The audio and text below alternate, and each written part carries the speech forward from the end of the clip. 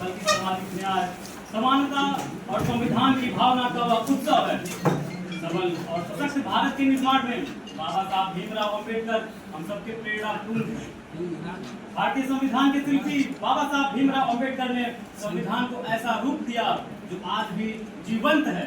खुद बाबा साहब भीमराव अम्बेडकर ने राज्यसभा में यह बताया था, यह कहा उन्होंने कि अगर संविधान का दुरुपयोग, मिसयूज होगा तो संविधान को जलाने वाले वो पहले व्यक्ति होंगे।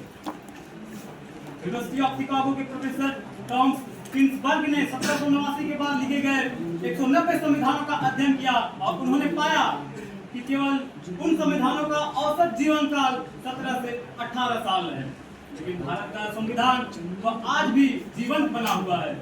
आज भी वह भारत की सारी गतिविधियों को सुचारू रूप से चलाने में समर्थ है।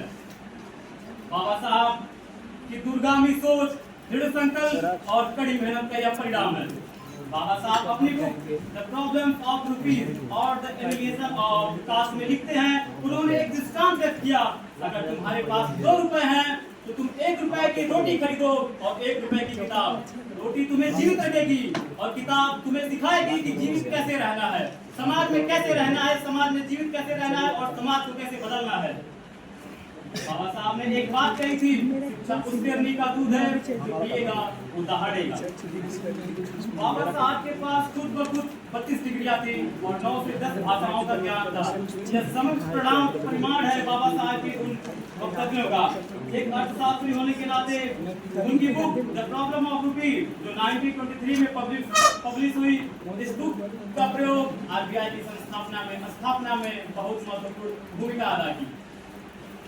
1942 में नागपुर में एक सम्मेलन में बाबा साहब भीमराव अम्बेडकर ने बोला था, be educate, be educate, be organize and be confident, that are the principal of life.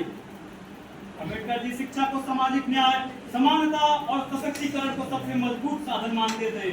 बाबा साहब कानूनी शिक्षा में सामाजिक न्याय की आवश्यकता पर जोर दिया। उन्होंने कहा, शिक्षा का उद्देश्य व्यक्ति को जीवित अवस्था में ही नहीं उसके पापों से मुक्ति दिलाना चाहिए, न कि मृत्यु के बाद।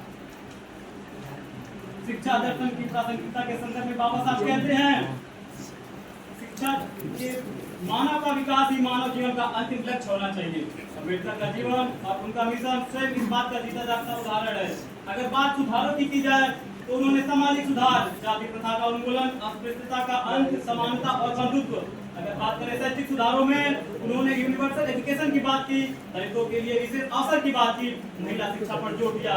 राजनीतिक सुधार की बात करें उन्होंने सामाजिक नागरिक सुधार, आरक्षण व्यवस्था, आर्थिक सुधार की बात करें तो श्रमिक सुधार और महिलाओं की बात करें उन्होंने हिंदू कोड बिल जैसे सुधारों की बात की। और मैं अपनी बातों को यहीं से विराम देता हूँ। बहुत बहुत धन्यवाद।